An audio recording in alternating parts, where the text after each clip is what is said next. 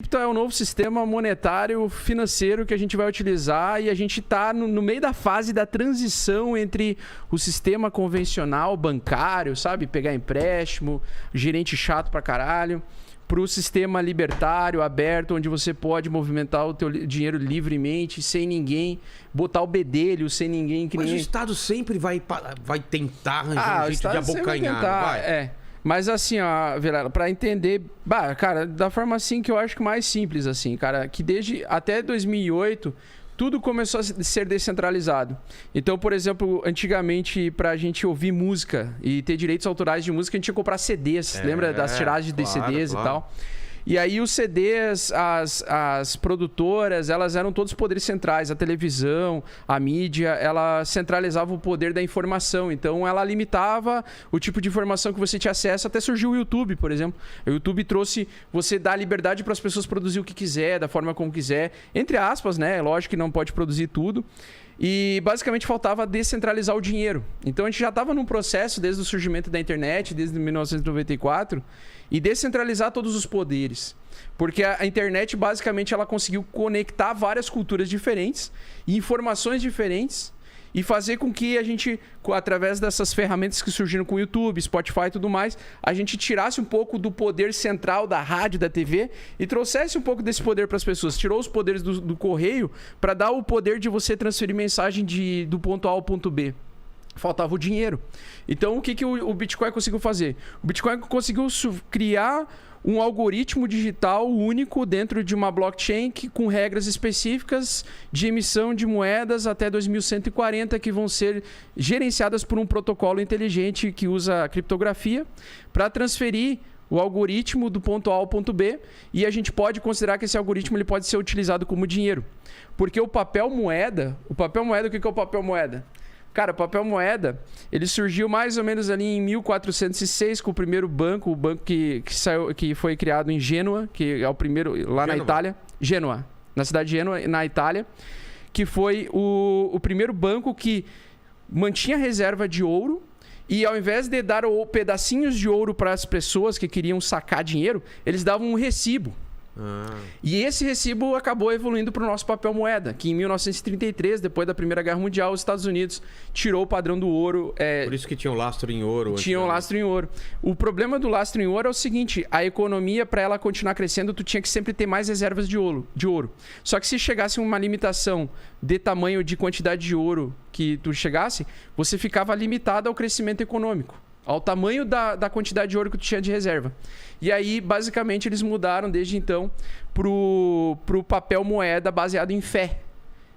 Então, quer dizer o seguinte, o nosso dinheiro do papel moeda, ele só funciona porque nós... Aquele vídeo do cara rezando em cima da mão de moeda lá do bispo, né?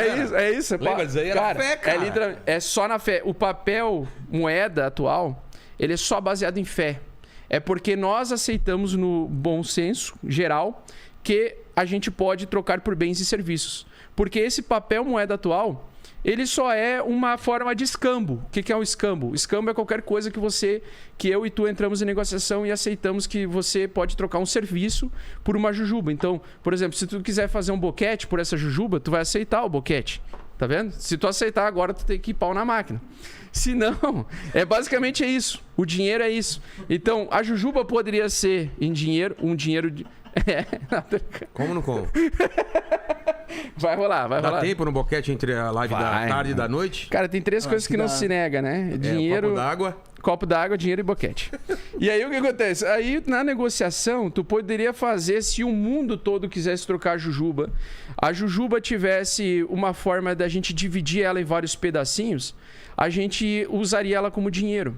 Então, o papel moeda, ela tem o mesmo poder de se tornar um dinheiro que é uma jujuba, por exemplo, se o mundo todo aceitasse que a jujuba fosse o dinheiro. Mas o papel moeda, se todo mundo quiser sacar o dinheiro que tem direito, quebra tudo, né? Quebra tudo, não vai ter liquidez, porque o dinheiro impresso, ele é diferente do dinheiro digital.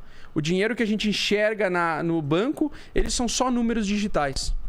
E por isso que o Bitcoin quando ele surgiu com um protocolo, ele teve regras pré-estabelecidas. Ele é um dinheiro virtual, porém ele tem uma limitação de emissão de moedas que vai sendo reduzidas a cada 4 anos, por isso que ele nunca volta ao preço anterior a 4 anos atrás, por isso que ele só se valoriza, porque ele é um sistema desinflacionário. Eu não entendi. Eu vou te explicar. Vamos primeiro para o papel moeda. O que é o dinheiro? O dinheiro do papel moeda, tá? Tá. Ele é emitido conforme a necessidade... Tá boa? Tá boa? Tá boa? O dinheiro papel moeda é emitido conforme a necessidade do crescimento econômico de um país ou do controle de crescimento econômico do país. Então, por exemplo, se você começa a imprimir muito dinheiro e dá para todo mundo, começa o efeito da inflação. Exato. Porque todo mundo tem muito dinheiro. O café que era R$13, as pessoas vão cobrar R$10 porque tá todo mundo ganhando tanto, vou aumentar o valor porque vai... Então, esse é o efeito inflacionário. Quando você queima moedas, você tem o papel deflacionário, que é você tirar um pouco, você causa uma recessão no mercado. Já fizeram isso? Sim, em 2008. Você causa uma recessão no mercado. Você enxuga o mercado de liquidez. Empobrece as pessoas momentaneamente, até que chegue num ponto de equilíbrio novamente. Então, o que acontece? Esse sistema ele é baseado na fé das pessoas e no controle de poucas pessoas. Então, isso surgiu primeiramente lá em 1400 e pouco. Só que você fala fé porque a pessoa tem que acreditar que aquele papel vale alguma coisa. Exatamente. Mas o bom senso, senso geral. Sei. Porque ele não tem lastro em nada. Porque na teoria você vai no banco e pega aquilo lá em dinheiro. Exatamente. Ou compra alguma coisa com aquele papel. Isso. Mas você falou que quando entra o dinheiro eletrônico, por exemplo, hoje dificilmente a gente mexe com o dinheiro papel. Sim. Eu mexo muito pouco com cédula mesmo. Sim, mais ninguém transação mexe. Através de aplicativo. Por quê? Porque o banco lá em 1406, desde que o banco surgiu, o banco que a gente conhece, o atual, ele foi um importante papel, ele fez um importante papel na economia global que a gente conhece capitalista, tá? Principalmente porque o banco era um lugar seguro para você armazenar as suas reservas de valor. Ele assegurava, só que ele usava 90% das suas reservas de valor para emprestar para outras pessoas em troca de juros. Isso. Então, que isso é quando você faz um empréstimo, você paga aquele juros que às vezes é juros sobre juros, né? Dependendo do que você está fazendo no financiamento. E é dinheiro de outra pessoa, né? Não, é sempre de outra pessoa. É sempre eles usam o dinheiro para movimentar, que não é deles. Mas isso não é ruim. Para a economia isso é bom, porque tu fazendo empréstimo, o banco ele cria um ativo.